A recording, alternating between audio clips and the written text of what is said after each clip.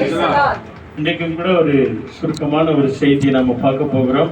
மிக விசேஷமாய் ஆண்டவர் தாமே வந்திருக்கிற நம்ம எல்லோரையும் பிதாவாகிய தேவனும் ஆண்டவராகிய இயேசு கிறிஸ்துவும் பரிசுத்த ஆவியான தேவன் தாமே நம்ம எல்லாரையும் ஆசீர்வதித்து அற்புதமாய் அவருடைய அனாதி தீர்மானத்தின் நிமித்தம் நம்மை வழிநடத்துவாராக.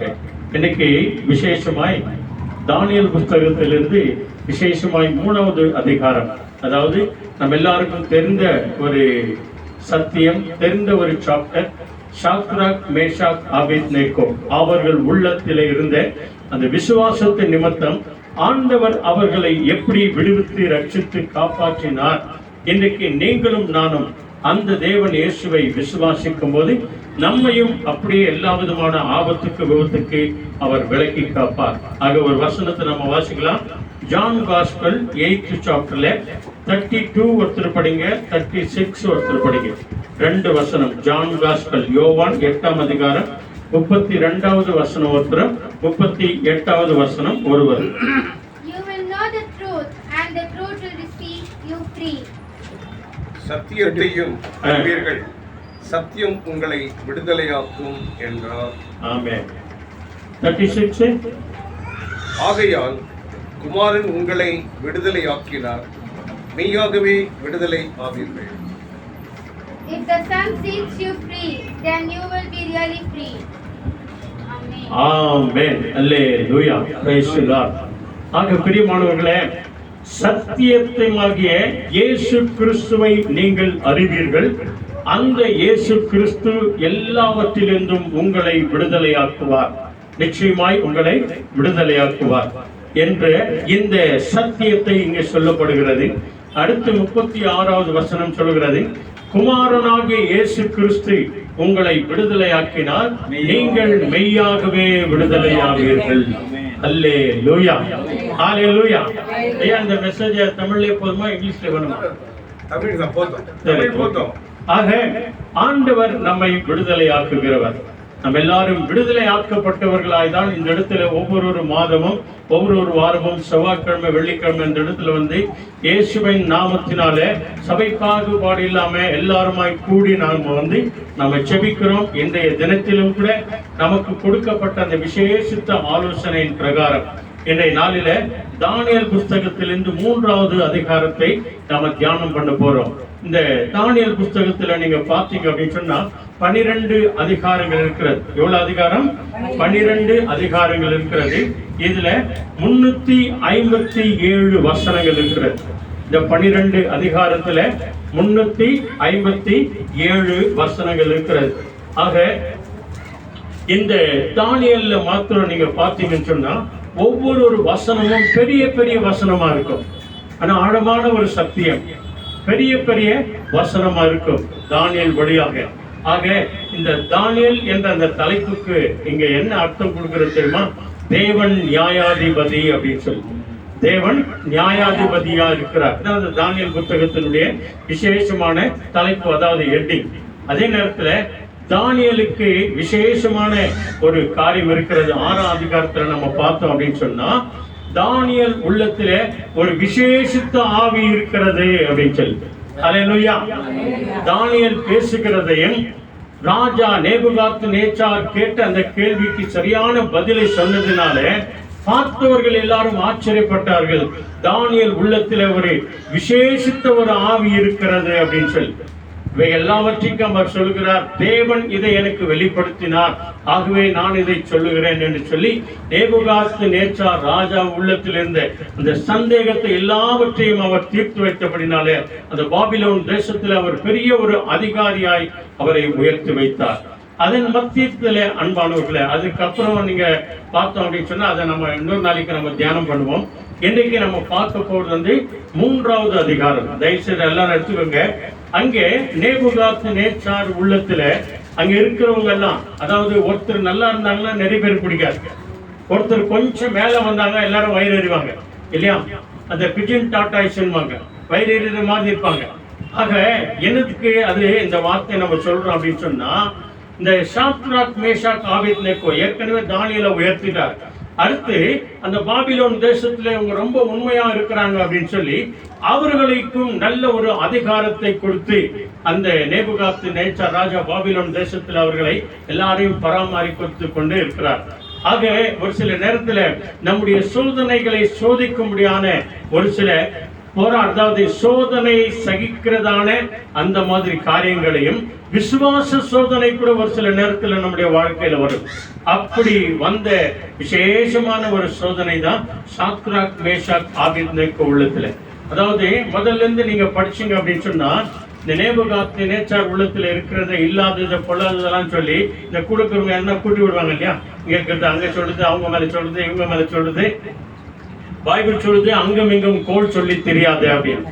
ஆனா இவங்க கோல் சொல்லி என்ன பண்ணிட்டாங்க, ராஜாவே நீ பாபிலோன் தோஷத்துல நீ இப்படியா இருக்கிற, நீ அப்படியா இருக்கிற, உன்னை போல யாரும் இல்லை, இவ்வளவு ஞானமா நடத்துற, அதனால உன்னை போல ஒரு ஸ்டாச்சு பண்ணி வச்சுட்டு எல்லாரும் வணங்க சொல்லலாம், நீங்க ஆராதிக்கிற கடவுளைய வணங்க சொல்லலாம் அப்படின்னு சொல்லி இல்லாதது பொல்லாததெல்லாம் சொல்லி கடைசியில் என்ன பண்ணிட்டாங்க, அதாவது 600 அடி உயரம், 600 அடி உயரத்திற்கும் 6 அகலத்திற்கும் 6 அடி அகலத்திற்கும் ஒரு பெரிய ஸ்டாச்சுவை பண்ணிட்டு அங்க சொல்லிட்டாங்க, ராஜாவே இப்பொழுது எக்காலம் ஊதப்படும், சுரமண்டலம் ஊதப்படும், அப்பொழுது பாபிலோன் தேசத்தில் இருக்கிற எல்லாரும் அந்த நேபுகாத்து நேச்சாருடைய அந்த சிலைக்கு வணங்கணும், அந்த சிலையை பார்த்து எல்லாரும் வணங்கணும் அப்படின்னு சொல்லுங்க.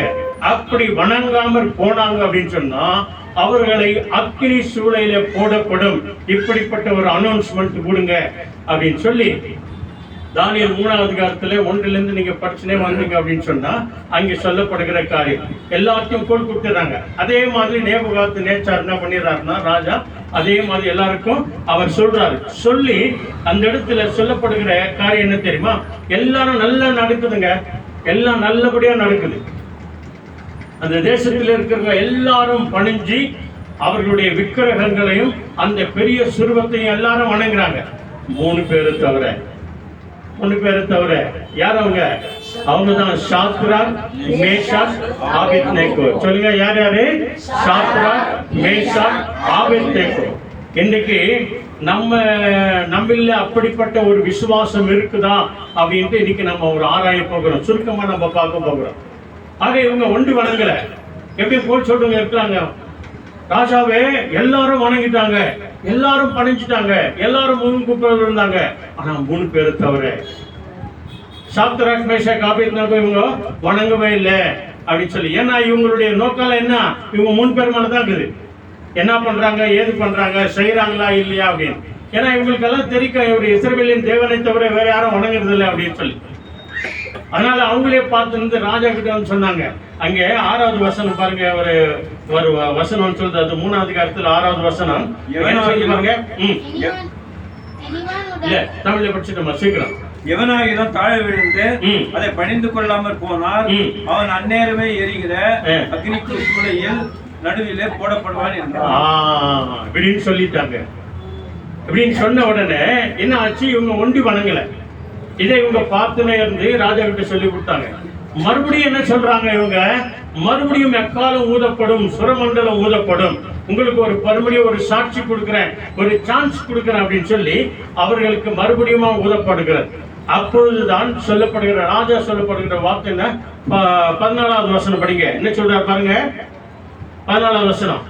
நேபுகாத்நேச்சார் அவர்களை நோக்கி, அதாவது சாத்ராக் மேஷாக் அவர்களை பார்த்து சொல்கிறார், சாத்ராக் மேஷாக் ஆபேத்நேகோவே, நீங்கள் என் தேவர்களுக்கு ஆராதனை செய்யாமலும், எங்கள் தேவர்களுக்கு நீங்கள் ஆராதனை செய்யாமலும், நான் நிறுத்தின பொற்சிலையை பணிந்து கொள்ளாமலும், நான் நிறுத்தின பொற்சிலையை நீங்கள் வணங்காமலும் இருந்தது மெய்தானா?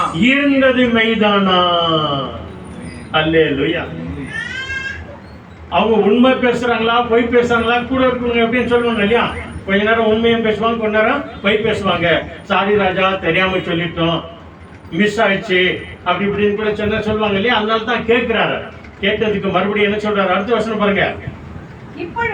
இப்பொழுதும் மறுபடியும் ஒரு சான்ஸ் சார் உங்களுக்கு, வணங்கல தானே, உண்மை தானே அப்படின்னா மறுபடியும் ஒரு சான்ஸ் தரேன். இப்பொழுதும் எக்காலம், நாதஸ்வரம், கிண்ணரம், வீணை, சுரமண்டலம், தம்புரு முதலான சகலவித கீத வாக்கியங்களையும் சத்தத்தையும் நீங்கள் கேட்கும்போது தாழ விழுந்து நான் பண்ணி வைத்த சிலையை, நான் செய்து வைத்திருக்கிற இந்த மகா பெரிய உன்னதமான இந்த சிலையை பணிந்து கொள்ள ஆயத்தமாய் இருந்தால் நல்லது.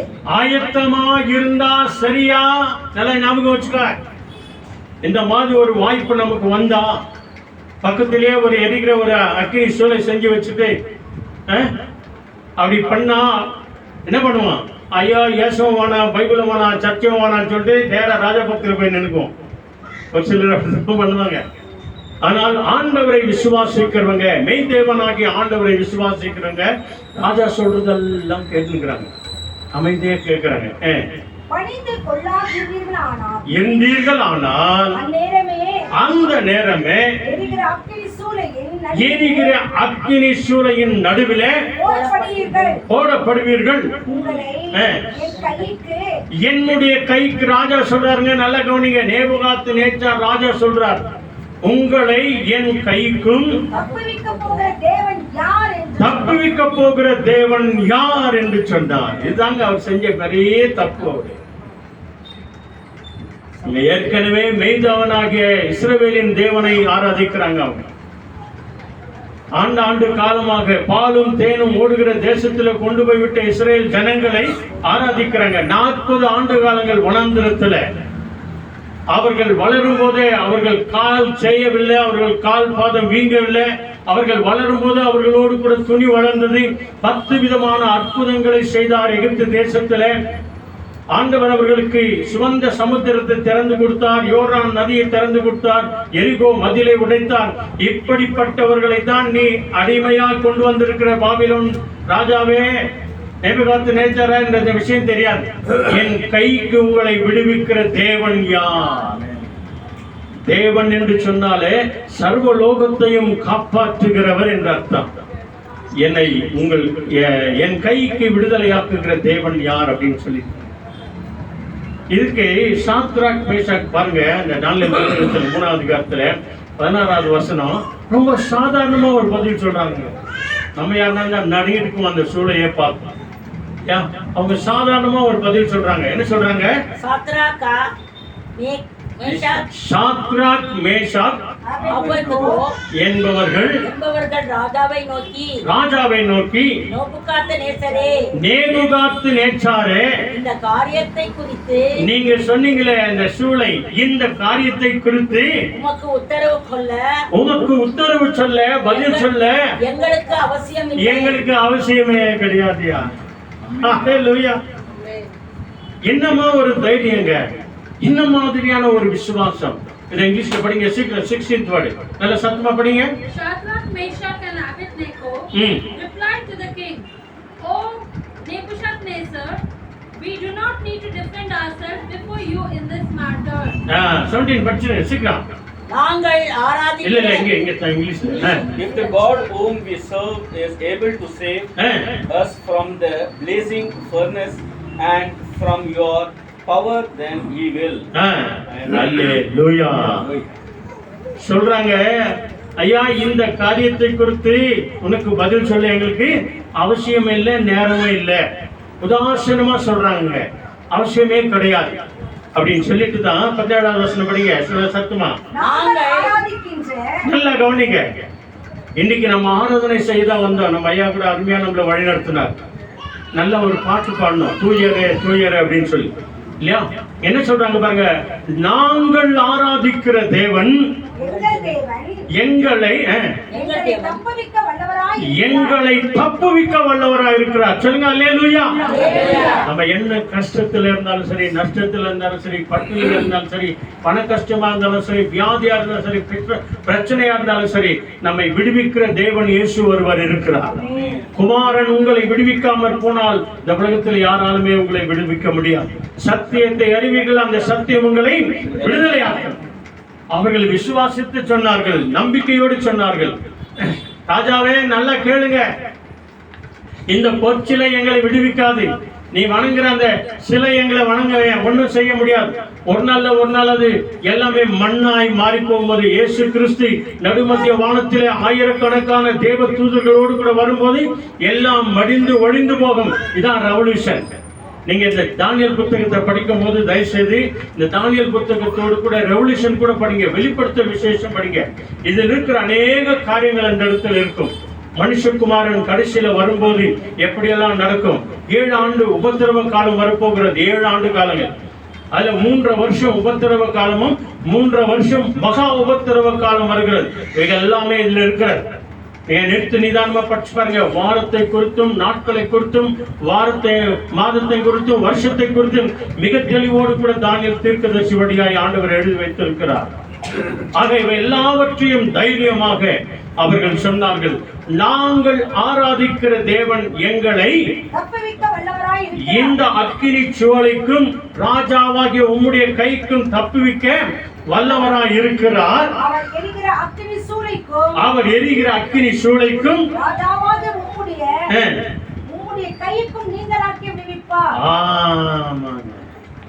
இது ஒரு பாகங்க. இது நாம கூட நிறைய இடத்துல சொல்லலாம்.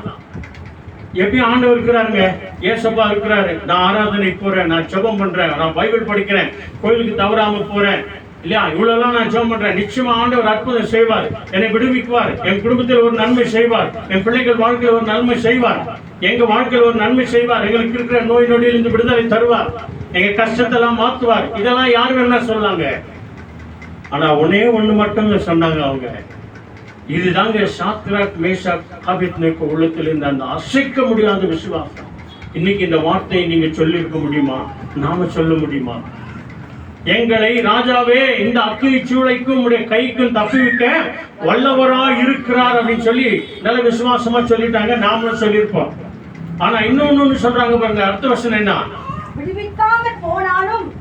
பாத்தீங்களா, இந்த வார்த்தை வருமா?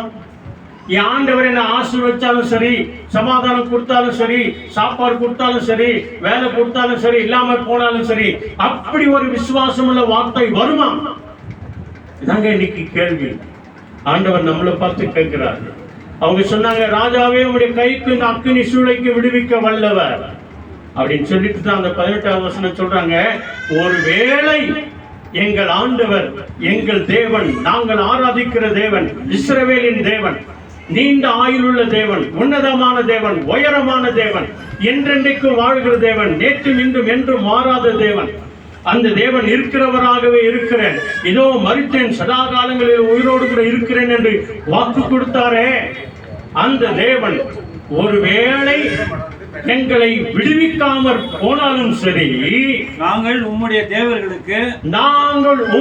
தேவர்களுக்கு ஆராதனை செய்வதும் இல்லை, நீர் நிறுத்தின பொற்சிலையை பணிந்து கொள்வதும் இல்லை என்கிறது நேபுகாத்து ராஜாவுக்கு காது எட்ட நாங்கள் சொல்லுகிறோம் அப்படின்னு சொன்னாங்க. இன்னைக்கு நம்முடைய ஒரு சிலருடைய விசுவாசம் எப்படி இருக்குது? கோயில்ல போன ஒரு விசுவாசம், வீட்டுல வந்த ஒரு விசுவாசம், வேலைக்கு போன ஒரு விசுவாசம், வழியில நடந்து போன விசுவாசம், சொந்த பந்தங்கள் வந்த ஒரு விசுவாசம், இப்படியெல்லாம் மாறி போகுது நம்ம விசுவாசம். ஆனா கோயில்ல இருக்கும்போது மட்டும் என்ன சொல்றோம்? ஒரே தேவனை, ஒரே சர்வேஸ்வரனை விசுவாசிக்கிறோம், ஒரே ஆண்டவரை விசுவாசிக்கிறோம், ஒரே தேவனை நாங்கள் நம்புகிறோம் என்று சொல்லுகிறோம். ஆனா சாத்ராக் மேஷாக் ஆபேத்நேகோ சொன்னாங்க பாருங்க, எங்கள் தேவன் ஒருவேளை எங்களை விடுவிக்காமல் போனாலும் சரி, நாங்கள் அவருக்காக அக்னி சாட்சியாய் மரிப்போம். இதான் நினைச்சிருப்பாங்க அவங்க. ஒரு மிஷினரியும் 2 ஆண் பிள்ளைகளையும் அப்படித்தானே பண்ணாங்க. ஜீப்போடு கொளுத்து போட்டாங்க, அக்னி சாட்சியாக மரித்தார்கள். அவர் மனைவி வந்து சொன்னாங்க சிவாஜி நகர் கூட்டத்தில், இந்த name of Jesus I will forgive அப்படின்ட்டாங்க. இயேசுவின் நாமத்தினால நான் அவர்களை மன்னிக்கிறேன். எத்தனை மேன்மையான ஒரு வார்த்தை அன்பானவர்களே. ஜீப்போடு கூட இந்த மிஷினரியையும் இல்லையா, ஒரிசா தேசத்துல ஊழியம் செஞ்சு கொண்டு இருந்தாங்க. அந்த ஜீப்போடு கூட அந்த 2 ஆண் பிள்ளைகளோடு சேர்த்து எரிச்சிட்டாங்க. இந்த அக்கினி சுவாலைக்கு நாங்கள் பயப்பட மாட்டோம், ராஜாவே உங்களுடைய கட்டளைக்கு நாங்கள் பயப்பட மாட்டோம். எங்கள் தேவன் எங்களை விடுவித்தாலும் சரி, விடுவிக்காமல் போனாலும் சரி, இந்த பொற்சிலையை வணங்க மாட்டேன். இப்படிப்பட்ட ஒரு விசுவாசம் உள்ள அறிக்கை தாங்க இன்னைக்கு உங்களிடத்துல என்னிடத்துல தேவனாக இயேசு எதிர்பார்க்கிறார். அவர் வரும்போது அவருக்கு ஆயத்தமா இருக்கிற பிள்ளைகள் நீங்கள் நான் தான். இதை கேட்டவுடனே நேபுகாத்து நேச்சாருக்கு கோபம் வந்துச்சு ஜாஸ்தி. அடுத்த வசனத்திலிருந்து நீங்க பாருங்க, மிக தெளிவாக செல்கிறது. அடுத்த வசனத்திலிருந்து அவர் இந்த வார்த்தை கேட்டவுடனே என்ன சொல்றாரு படிங்க. கடும் கோபம் வந்தது. கோபம்னாலே கொஞ்சம், கடும் கோபம்னா மூக்கு மேல பெரிய கோபம் வந்துச்சு. என்னையா பார்த்து அப்படி சொல்றீங்க, என்கிட்டயா பார்த்து அப்படி சொல்றீங்கன்னு கூட ஒரு வேலை கேட்டிருக்கலாம் அவரு.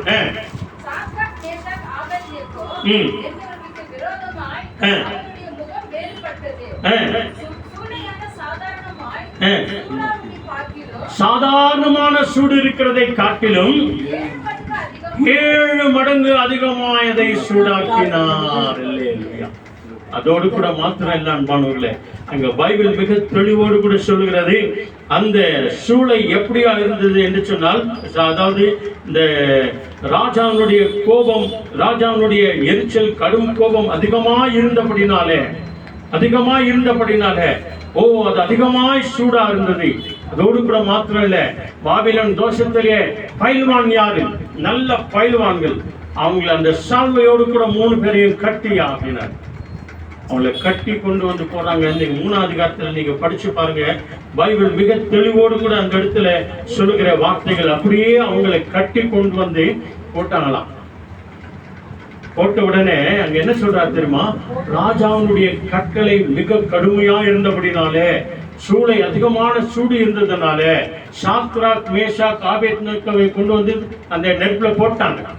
போட்ட உடனே இவங்க இப்படி திருமணத்துக்குள்ளாக அந்த அக்கினியா கொண்டு வந்து போட்டவங்களை சுட்டெரித்தது, கொன்று போட்டது அப்படின்னு சொல்லி பைபிள் சொல்லுகிறது.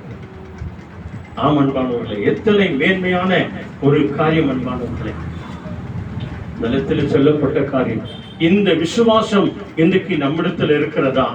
இந்த ஒரு நம்பிக்கை நம்மிடத்தில் இருக்கிறதா? என்னை என் தேவன் காப்பாற்றினாலும் சரி, காப்பாம போனாலும் சரி, எனக்கு உணவு கொடுத்தாலும் சரி, உணவு கொடுக்காம போனாலும் சரி, என்னை குணமாக்கினாலும் சரி, குணமாக்காம போனாலும் சரி, நான் இயேசுவையே நம்புவேன், நான் இயேசுவையே விசுவாசிப்பேன், நான் இயேசுவையே ஆராதிப்பேன்.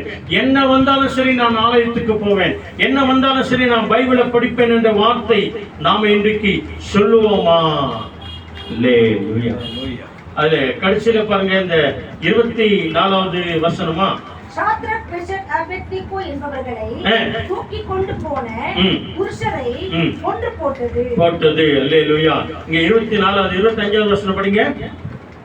அதற்கு அவன், இதோ 4 பேர் விடுதலையாய் அக்னியில் நடுவிலே உலாவுகிறதை காண்கிறேன். ஆமா, நேபுகாத்து நேச்சார் வந்து பாக்குறார், கிட்ட வந்து பாக்குறாரு, அந்த கண்ணாடியில பாக்குறார்.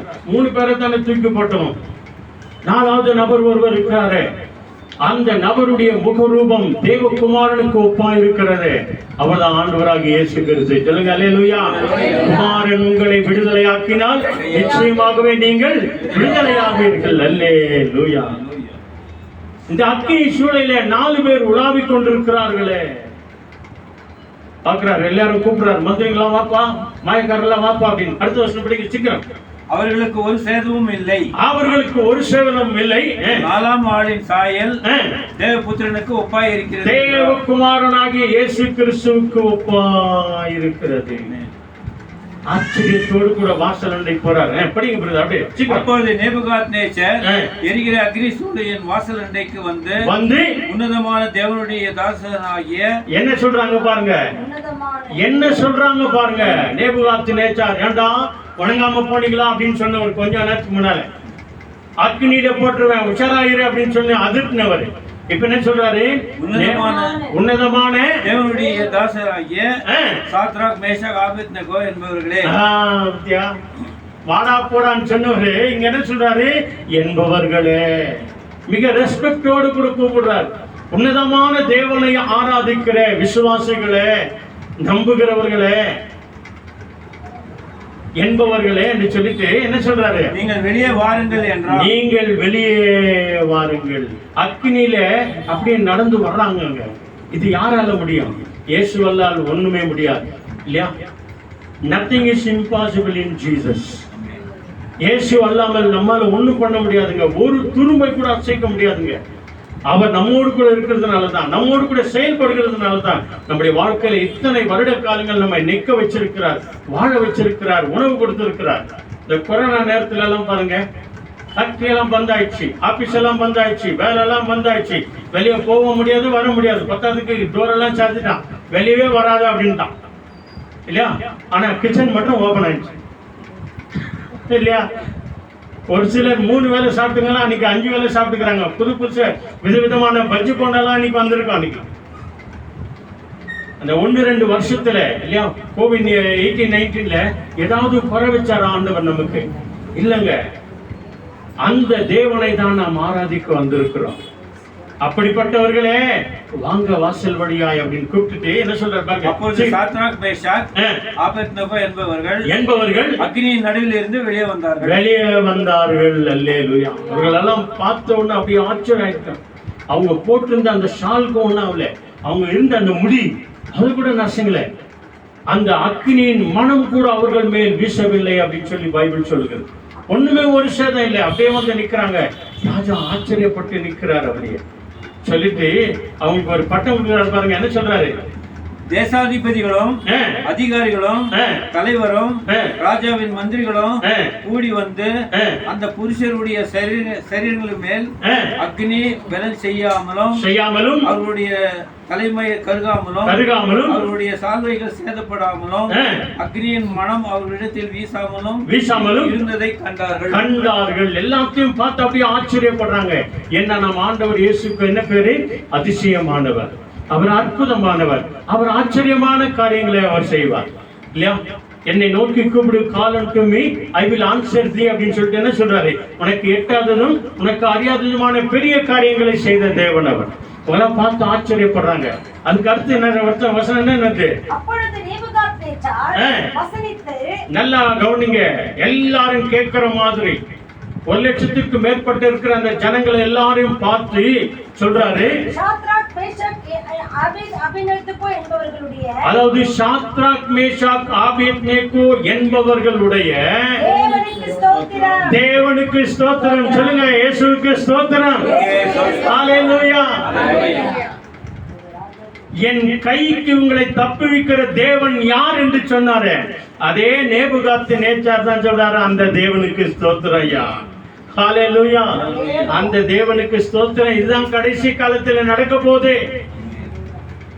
வெளிப்படுத்தல் 1-வது 7 கடைசி காலத்தில் இயேசு மகாராஜா நடுமத்திய வானத்திலே ராஜாதி ராஜாவாய் வரும்போது கண்கள் யாரும் அவரை காண்பார்கள், அவரை குத்தினவர்களும் காண்பார்கள், மார்பில் அடித்துக்கொண்டு புலம்புவார்கள் என்று பைபிள் சொல்லுகிறது. ஆமன்பானவர்களே, இன்றைக்கு ஏற்றுக்கொள்ளாமல் போனவர்கள் அன்றைக்கு மார்பில் அடித்து புலம்புவார்கள்.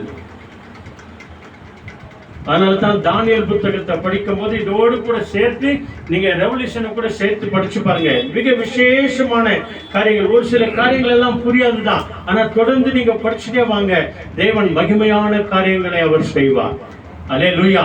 இந்த வெளிப்படுத்தல் 1-வது 3 பாருங்க, மிக தெளிவாய் சொல்கிறது. இதை வாசிக்கிறவர்களும் விசுவாசிக்கிறவர்களும் இதன்படி நடக்கிறவர்களும் பாக்கியவான்கள் என்று பைபிள் சொல்லுது. அல்லேலூயா. அடுத்து என்ன சொல்றாரு பாருங்க, அவங்களுக்கு என்ன ஒரு பட்டம் கொடுக்கிறார் பாருங்க. அவர்கள் தங்களுடைய தேவனை தவிர, தங்களுடைய தேவனாகிய ஆண்டவரை தவிர வேறொரு தேவனையும் சேவித்து பணியாமல் அவரையே நம்பி, ஆண்டவராகிய இயேசு கிறிஸ்துவையே நம்பி ராஜாவின் கட்டளையை தள்ளி தங்கள் சரீரங்களை கூட இந்த அக்கினிக்கு அவர்கள் ஒப்பு கொடுத்தபடினாலே அவர் தமது தூதனாகிய இயேசு கிறிஸ்துவை அனுப்பி தம்முடைய தாசர்களை விடுவித்தார். அதோடு கூட மாத்திரம் இல்லைங்க, அடுத்து பாருங்க என்ன சொல்றாரு.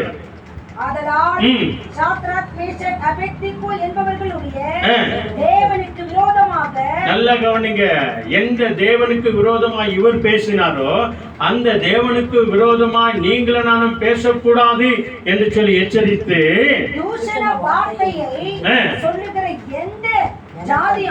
எந்த ஜாதியானும் ஜனத்தானும் எந்த ஜனத்தானும் எந்த பாஷைக்காரரும் துண்டித்து போடப்படுவார். வெட்டிடுவாண்டா அவனை சொல்றாருங்க.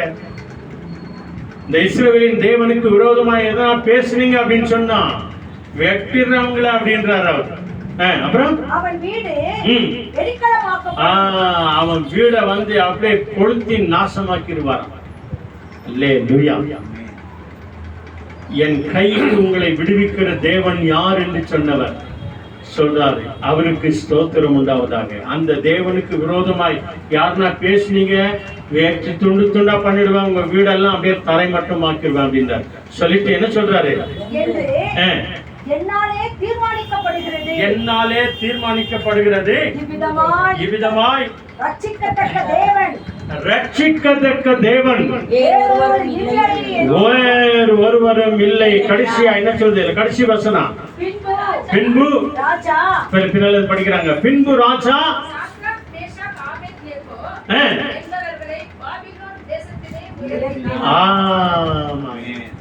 ஏற்ற காலத்தில் தேவன் உங்களை என்னைய உயர்த்துவார்க.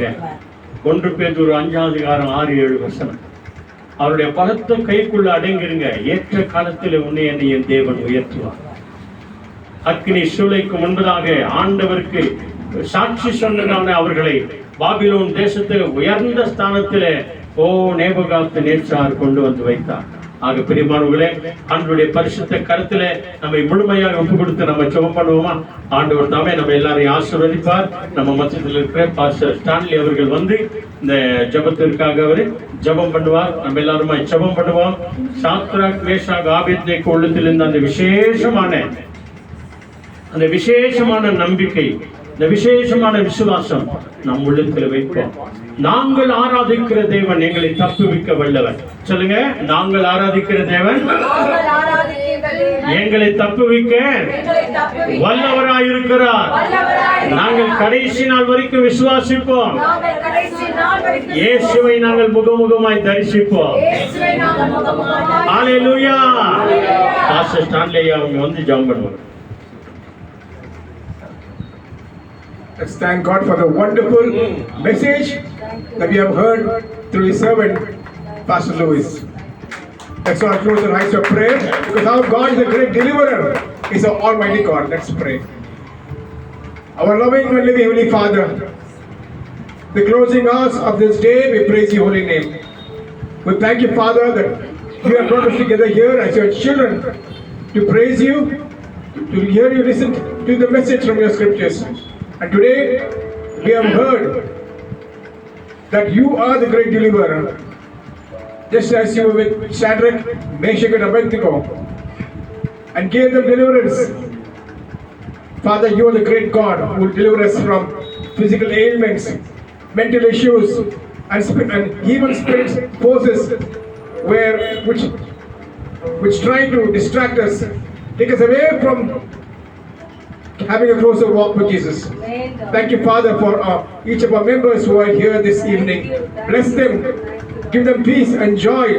May there be peace in this house of worship.